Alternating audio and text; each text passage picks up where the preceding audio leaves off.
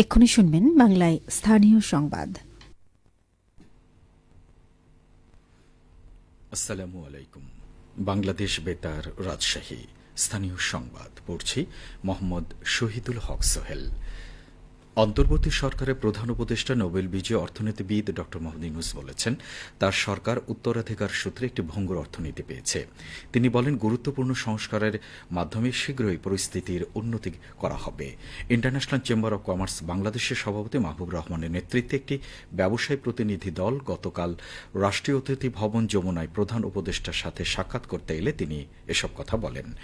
ব্যবসায়ী প্রতিনিধি দল প্রধান উপদেষ্টাকে অন্তর্বর্তীকালীন সরকারের নেতৃত্ব গ্রহণ করায় অভিনন্দন জানিয়েছেন।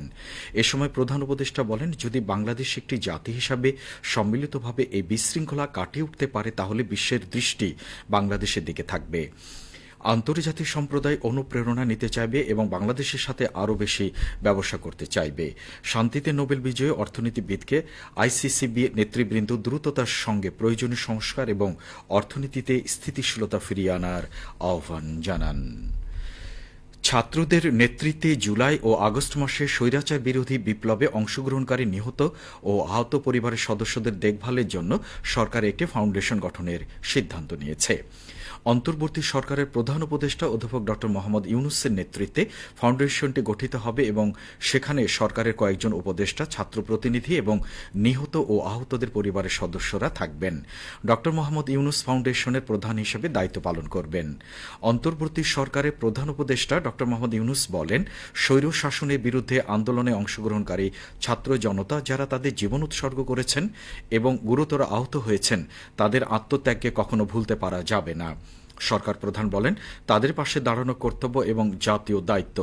আহত ও নিহতদের পরিবারের সদস্যদের দেখভালের জন্য যা যা প্রয়োজন তা সবকিছুই করা হবে। তিনি জানান, আহতদের চিকিৎসা এবং আহত ও নিহতদের পরিবারের জন্য যা প্রয়োজন ইতিমধ্যে তার ব্যবস্থা নেওয়া হয়েছে।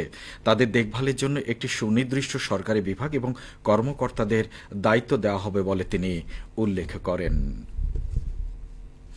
স্বরাষ্ট্র উপদেষ্টা লেফটেন্যান্ট জেনারেল অবসরপ্রাপ্ত মোহাম্মদ জাহাঙ্গীর আলম চৌধুরী বলেছেন, বিজিবি হাসপাতালে বৈষম্য বিরোধী ছাত্র আন্দোলনে আহতদের সবাই ভালো আছেন এবং তাদের বিশ্বমানের চিকিৎসা প্রদান করা হচ্ছে।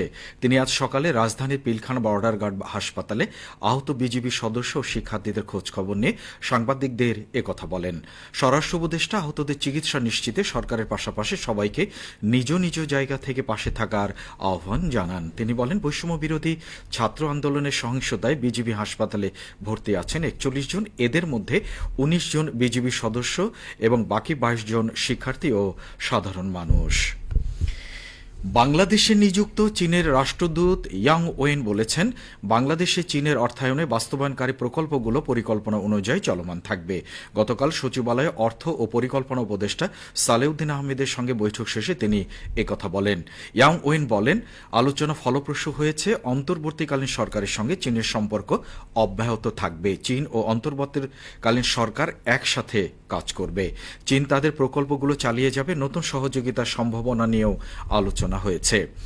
অর্থ ও পরিকল্পনা উপদেষ্টা সালেউদ্দিন আহমেদ চীনা ঋণের সুদের হার কমানোর এবং ঋণ পরিশোধের সময়সীমা আরও ১০ বছর বাড়ানোর বিষয়ে বৈঠকে প্রস্তাব করেন। রাজশাহী সিটি কর্পোরেশনের নবনিযুক্ত প্রশাসক ও বিভাগীয় কমিশনার ড দেওয়ান মোহাম্মদ হুমায়ুন কবির বলেছেন, যারা রাজশাহী সিটি কর্পোরেশনকে নষ্ট করেছেন বা করতে পারেন তাদের দায়িত্বে রাখা যাবে না। এছাড়া দুর্নীতিতে জড়িতদের বিরুদ্ধেও ব্যবস্থা নেওয়া হবে। গতকাল নগর ভবনে আয়োজিত সংবাদ সম্মেলনে তিনি একথা বলেন। এ সময় তিনি সাংবাদিকদের প্রশ্নের জবাব দেন এবং সিটি কর্পোরেশনের কাজে সকলের সহযোগিতা কামনা করেন। ড হুমায়ুন কবির বলেন, এখন প্রধান কাজ বর্জ্য ব্যবস্থাপনা, জন্ম মৃত্যু নিবন্ধন। আগে কাউন্সিলরগণ অনুমোদন করতেন, এখন কর্মকর্তারা করছেন। নাগরিকত্ব সনদ দেওয়ার প্রক্রিয়া চলছে। নগরবাসীর প্রতি নগর ভবনের লুণ্ঠিত মালামাল ফিরিয়ে দেওয়ার আহ্বান জানিয়ে তিনি আরও বলেন, এসব মালামাল কোনো দলের বা ব্যক্তিগত নয়, এগুলো রাষ্ট্রীয় সম্পদ। কারো কাছে যদি এই সম্পদ থাকে তাহলে দ্রুত ফেরত দিতে হবে। পরে কারো কাছে সম্পদ পাওয়া গেলে তার বিরুদ্ধে কঠোর ব্যবস্থা নেওয়া হবে। সরকারি টাকায় প্রকল্প বাস্তবায়ন হলে নিয়ম অনুযায়ী টেন্ডার করতে হবে। সংবাদ সম্মেলনে প্রধান নির্বাহী কর্মকর্তা ABM শরীফ উদ্দিন ও সচিব মোহাম্মদ মোবারক হোসেন উপস্থিত ছিলেন। সবশেষে আবহাওয়া। আজ দুপুর 12টায় রাজশাহীতে তাপমাত্রা ছিল 30.4 ডিগ্রি সেলসিয়াস। এ সময় বাতাসে আপেক্ষিক আর্দ্রতার পরিমাণ ছিল 81%। রাজশাহী ও পার্শ্ববর্তী এলাকায় আজ সূর্যাস্ত সন্ধ্যে 6:34। সংবাদ শেষ হলো। আমাদের পরবর্তী স্থানীয় সংবাদ প্রচারিত হবে দুপুর 2:05।